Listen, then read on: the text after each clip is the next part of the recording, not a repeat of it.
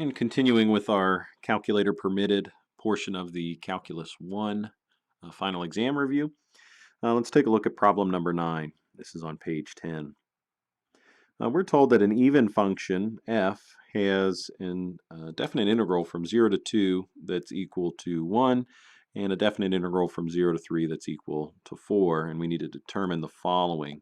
Well, let's just remind ourselves an even function is one that has reflectional symmetry. So I don't know exactly what the shape of this graph looks like, but let's just go with a parabola. This is pretty typical of what an even function looks like. What exists on the right side of the y-axis also exists on the left side. There's a mirror copy here. And we're being told that between 0 and 2, the total area underneath that curve is equal to 1 square unit. So that seems perhaps reasonable here. And when we talk about the area from 0 to 3, perhaps the total area is equal to 4 units. And that seems reasonable for this particular sketch as well. So now if we consider what's happening on the left-hand side, because this is an even function, we would notice that the area to the left, all the way down to 3 on the x-axis, well, this is going to be negative 4, because again, we're reading from right to left, from 0 to negative 3. And then this position here is going to be an area of negative 1. So let's see what happens here with these questions. All right, in part A, we're just switching our boundaries of integration. So from 0 to 2, we know that the area would be positive 1. If we switch that from 2 to 0, then our area is going to be negative 1, the opposite. Now in part B, we're being asked to find the area between 2 and 3, which is kind of interesting because we know that the area from 0 to 3 is equal to 4. This red area is 4. The blue area from 0 to 2 is equal to 1 square unit. If I want the area between 2 and 3, well, that would be the difference between 2 and 3. So, I'm sorry, the difference between 4 and 1. So I would argue that the area between 2 and 3 on the x-axis is simply equal to the integral from 0 to 3 of f of x dx minus the integral from 0 to 2 of f of x dx. And we know that this first integral had 4 square units. The second integral had 1 square unit. So the area in that group in between is simply 3 square units. In part C, again, because this is an even function, the area to the left of the y-axis negates the area that occurs to the right. So if we want the total, now wait a minute, I have to be careful here because we're not starting at 0 moving to the left. We're actually starting at negative 3 and moving to the right. So if we're talking about the total area this time, it really is the total area that's accumulated from negative 3 to positive 3. We know this size of the area is equal to 4 square units, and this size area is equal to 4 square units. We're calling this one positive because we are starting right here and continuing to the right. So if we started with nothing and accumulated all of this change along the way, well, all of that change accumulates to a total of 8 square units. So I'm going to say that this area is simply equal to 2 times the integral from 0 to 3 of f of x with respect to x. And we know that that area is 4, so 2 times 4 is equal to 8 units. And to answer question D, we're going to use some integral rules here. We should recognize that the integral from 0 to 2 of this entire expression would be equal to 2 times the integral from 0 to 2 of f of x with respect to x. So that's something that we already know the answer to, plus the integral from 0 to 2 of 4 with respect to x. So this expression here is easy to compute. 2 times the area underneath the curve between 0 and 2, well, we know that that area is equal to 1. And for this example over here, a couple different ways that we can evaluate that. Well, regardless of what the equation is, we've got a height of 4, this f of x, if you want to call it that. This height of 4 and a width of 2 is simply an area that's equal to 8. And when we talk about total area, in this case, we're looking at an answer of 10 square units. Now, if you recall what's happening in terms of transformation of functions, oops, and I just realized a typo here, a mistake. This is supposed to be 3, not 2. Let me fix that. 3 plus 8, so that's 11 square units. But what's happening is we're making this graph 3 times as tall, and we're shifting it up 4 units. And so if we're thinking of that parabola that we had just a moment ago, imagine that it were 4 units higher than where it currently sits, and then it's twice as tall. So we end up getting, more area in this little region, if you will, 3 times as much area because the graph grows at a rate of 3 times as tall, and along the or underneath that graph, we ended up having a grid that's 2 units wide and 4 units tall. So we ended up getting 8 square units in addition to that.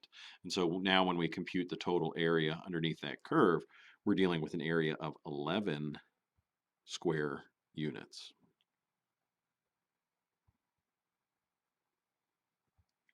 And moving on now to some applications of integrals, we've got a table below that records S prime of t, which is the rate in inches per hour at which snow fell t hours after the start of a storm. So 0 hours after the storm started, so right at the beginning, we're experiencing 3/10 of an inch per hour snowfall. 2 hours into this storm, we're experiencing 1.1 inches per hour of snowfall, etc. So we can estimate the integral from 0 to 10 of this function, s prime of t, and kind of explain what's happening here. And we've talked about this in class. Hopefully you recognize that if we've got a variable on our x-axis, in this case we'll say t-axis for time, and our variable on the y-axis, or s-axis in this case, if that's measured as a rate, then the accumulated change ends up being the grand total, in this case in inches, of snowfall during the entire event. So from 0 to 10, 0 hours to 10 hours, we had some different rates of snowfall. It kind of looks like at time 0 we had 0.3 inches per hour, then 1.1 inches per hour. We jumped to 2.4 inches per hour, then 1.9, 0.8, and then 0.1. So if we consider rectangles, if you will, to represent our heights as a method for approximating our snowfall, we could simply calculate the area of each of those rectangles, sum them together. So I'm going to say that the integral from 0 to 10 of s prime of t with respect to t is going to be the width of each rectangle times the height of each rectangle. And so we might say something like this, s prime of t sub n, where we talk about the different intervals. We can use a left-hand interval or right-hand interval, or try to estimate a midpoint interval. Since it's not very clear, I think we can do a left-hand sum or a right-hand sum and be okay with that. If you want to find the average of two to give the better answer, I think that would be great as well. So delta t in this case, the change in time between each interval happens to be 2 units, so we ought to be careful with that. So one of our accumulated change totals is going to be 2 times the height based on the left-hand data points, which are these here. So we'll say 0.3 plus 1.1 plus 2.4, 1.9, and 0.8. And then this is what's going to give me my left-hand sum. My right-hand sum would be similar. The width is 2, but this time we're starting with the heights at 1.1, and so on, all the way to the right-hand side of the table. And off screen, I went ahead and calculated that to be 13 inches of snow using our left-hand sum and 12.6 inches of snow using our right-hand sum. Those two didn't differ all that much, which is kind of nice to see when we calculate the average of 12.8 inches of snow in total. That seems to be a pretty good um, result for this particular incident. I don't know, that may seem a bit unusual or strange to see such a large total accumulation, but if you think about it, we're essentially saying that the snow was falling at 3/10 of an inch per hour for 2 hours, and then it was falling at 1.1 inches per hour for another 2 hours, and then it was falling at 2.4 inches per hour for 2 hours, and so on. So if it fell at 1.1 inches for 2 hours, there's a total of 2.2 inches right there. This one was 0.6. If snow was falling at 2.5 or 2.4 inches per hour, there's 4.8 inches of snow that fell, and so on. And pretty quickly, when we look at that total amount of snowfall within that window, we start to see a pretty large total through this 10-hour window. It's a bit unusual for our Cincinnati weather, but I suppose that's possible elsewhere in the world. Let's take a look at another example of real-world math. We're being told about a particle's rate of acceleration, its acceleration formula here, and we're being asked to find the velocity function. And we should recognize that the velocity function is the antiderivative of acceleration. So if we find the antiderivative of acceleration, that would be velocity. And this is nice because it's a power rule for us. So we have 3 times t cubed over 3 minus 12 times t squared over 2 plus 8t plus c. And when simplified, we get an expression that looks like this. Now we are told that at time 0, so when the velocity is evaluated at time 0, the velocity is equal to 5. So therefore, 0 cubed minus 6 times 0 squared plus 8 times 0 plus c gives me the opportunity to compute our c value. Clearly, the first three terms do turn to 0, and we know that c is equal to 5. So our velocity function with respect to time, and the c value now calculated to be 5 in and of itself, is t cubed minus 6t squared plus 8t plus 5.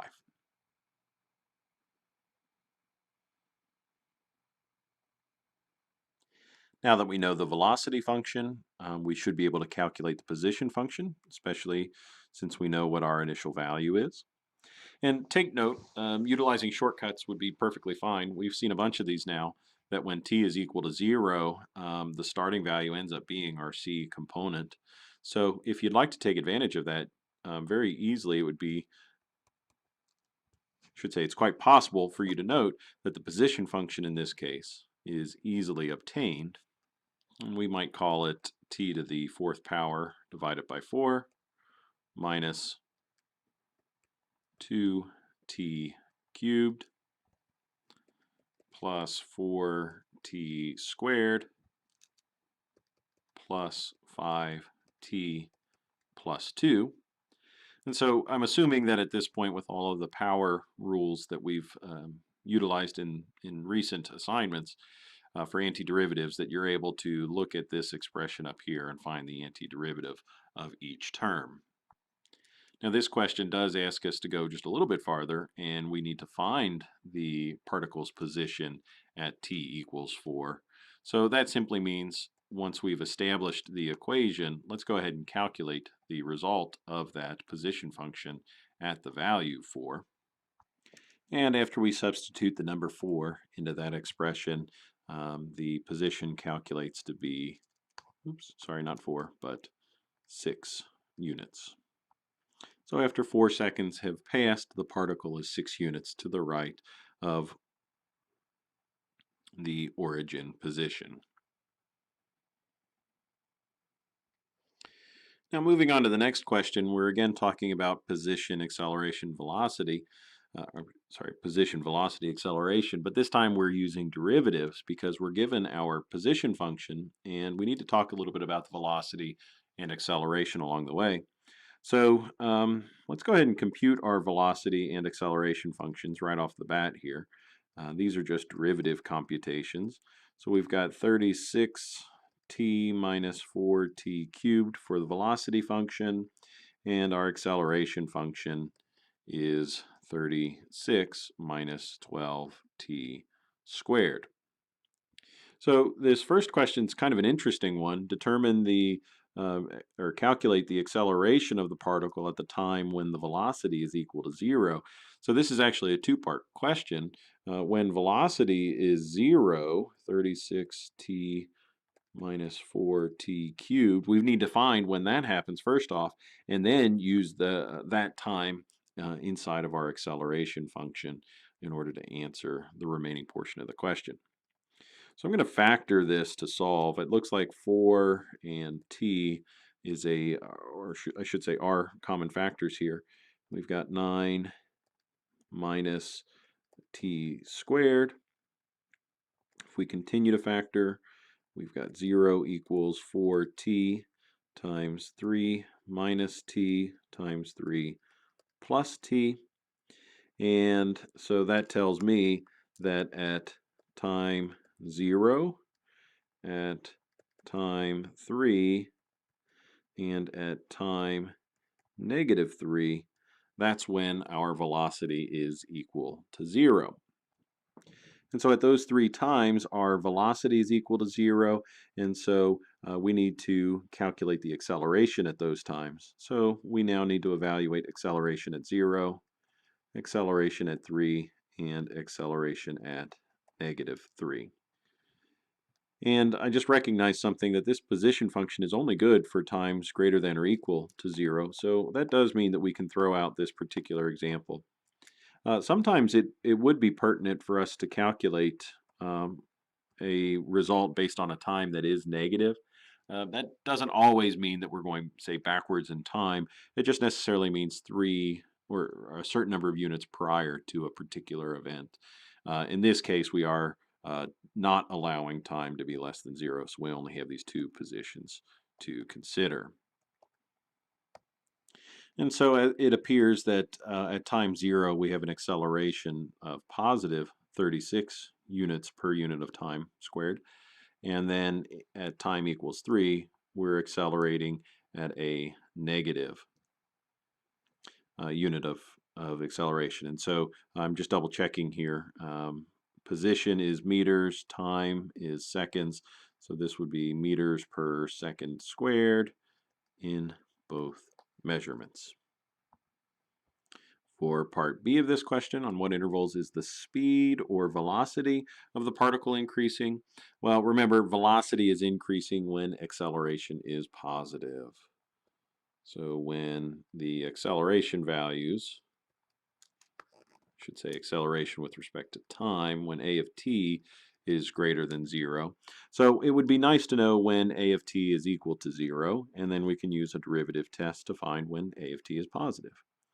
So if we set 0 equal to 36 minus 12t squared, we should be able to find when that equals 0. That looks like, again, the only times that occurs are at positive and negative square root of 3. And we can't really experience negative time in this particular instance. So at the t value of the square root of 3, that's when acceleration is equal to 0. So if I pick some time value that's less than square root of 3, and I got to be careful here because I can't go less than 0. So if I pick a value, say 0, that's easy enough to work with. We knew that our acceleration was positive. We already did that math a moment ago. At time 0, acceleration was positive. But if I pick a value that's bigger than the square root of 3, say the number 2, number 2 is larger than the square root of 3. 2 squared is 4, 12 times 4 is 48, 36 minus 48 is a negative number. So we know that the acceleration is negative beyond or to the right of the square root of 3. So to answer this question once and for all, on what interval is the speed or the velocity of the particle increasing? I would say the velocity is increasing on any t value that exists between 0 and the square root of 3. That looks like a good stopping point for this video, so we'll pick up with the remaining questions in the next one. Thanks for watching.